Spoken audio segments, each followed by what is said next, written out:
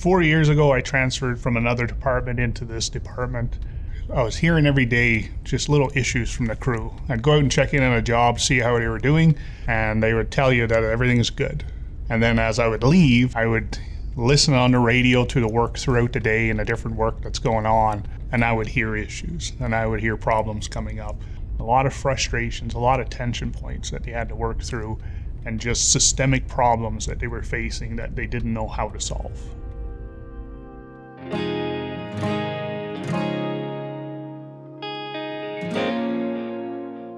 That's where the 4Ds came into play. I was thinking about bringing them in the room and sitting down and just having a conversation and open it up so that they can tell me like all the problems that they're having every day. It's a tool in my toolbox that I use to facilitate a conversation. So I use dumb, dangerous, difficult, and different to pull out the weak signals or pressure points on the crews. So I decided to bring this forward to Kathy, to bring the crew in to sit down and have a 4Ds conversation. Kathy immediately said, they've been together for 10 years, working together. You're going to unleash the hounds. Good luck. So despite the fact that Kathy had some hesitations, she gave me the green light and said, go ahead. She said, I trust you. Let me know how it goes. So in the morning, I write down the 4Ds on the board, and that's pretty much all I do to prep. So I decided to kick off the meeting to explain to them that I've been hearing some issues in the field. I want to work with them. I want to see if I can help them out. It was total silence in the room. It was very awkward, very uncomfortable. One guy was like, Taylor, we have done this before. Why do you think you're going to do anything different? So I said, guys, like, what's dumb? Tell me something that's dumb that you deal with at work. There must be something. Finally, I had one guy that was courageous enough to say, okay, you want to know something that's dumb, Taylor? Every day it's a struggle for me to get a pickup truck. And I just wrote down pickup truck. Under dumb, pickup truck. I was like, great, tell me more. Then the floodgates unleashed. Then they started to tell me other problems. But the pickup truck one was one that I thought was really interesting, that I had a feeling that I could really deal with quickly. So the meeting went really well. As I was doing my crossover with Michael, we're just cross shifts of each other. So I talked to him about it. When he told me, I was just really excited. And some of the things I really liked was the language that's used in the 4Ds and how that, like, you can make that apply to a field worker. It's just a nice language that they use every day in the field. Once Mike had finished his 4Ds conversation, we compared the list, and right away it popped out to me that he had pickup trucks on his list as well. Basically what they were saying is like, we don't have enough pickup trucks to just go to work. The pipe crew, they do a little bit more complex jobs that require a little more oversight and stuff like that. So we spend a little extra time with them going over the work that they're gonna do. And the scramble is kind of like getting out to your pickup truck in the morning, trying to find one that's good or has all the tools that they need for the day. The keys are in them, it's ready to go, and then each crew member gets to come out and take whichever truck they feel they need for their job. We believe that we're giving them the tools, the resources that they need to go to work. So work is imagined. Work as done. They don't actually have a truck. And it's something that nobody was actually looking at the time, when we weren't even fully aware of.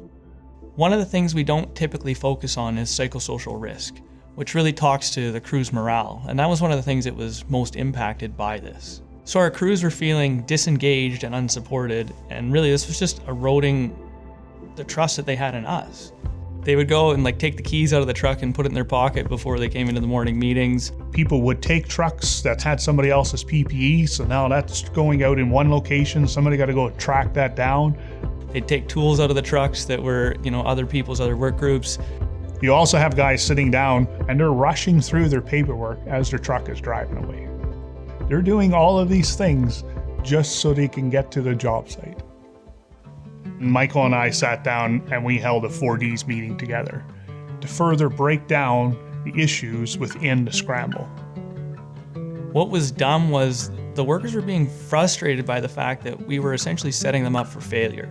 They were being punished, not rewarded, for the pre-job planning that we were asking them to do. What was difficult is it's challenging for them to do proper pre-work planning.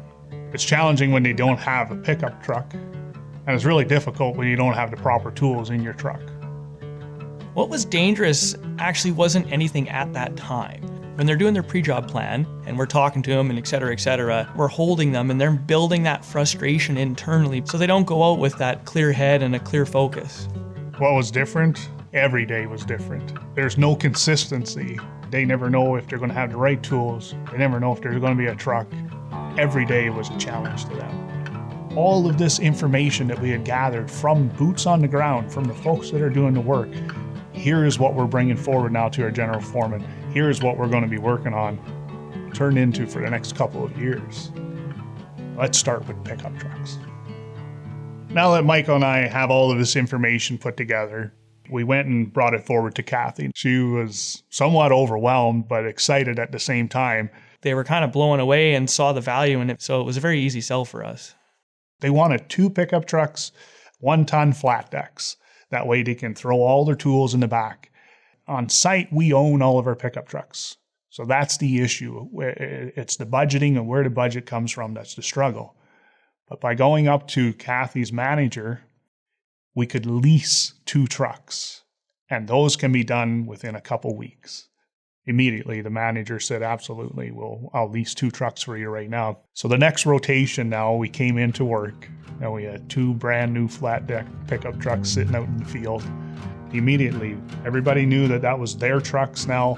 They got their tools, they set it up properly. They were pretty excited to have their own vehicle. Doing that for the team really helped them understand the process that we were using with the 4Ds and what we wanted to achieve. And it did build that credibility with them and started to build that trust with them to bring forth more issues through that process so that we could try to solve them. So the measurable gains that we had as a result of the 4Ds was time on tools. We gained an extra 30 minutes where they're not sitting around in the parking lot. And then ultimately, people wanting to be at work. It's like, I enjoy going there because I know in the morning I'm going to be set up for success and I can actually just go to work. When you put out the 4Ds, people get it, they understand it. I find we're using it more and more and more. It's something that where we're doing a lot of listening and they're the ones that's doing the talking and bringing forward real issues. I would say we're in a constant state of a learning environment. Looking back on it, I did not realize that one conversation was going to have such an impact on everyone the way it has, which is a pretty great feeling.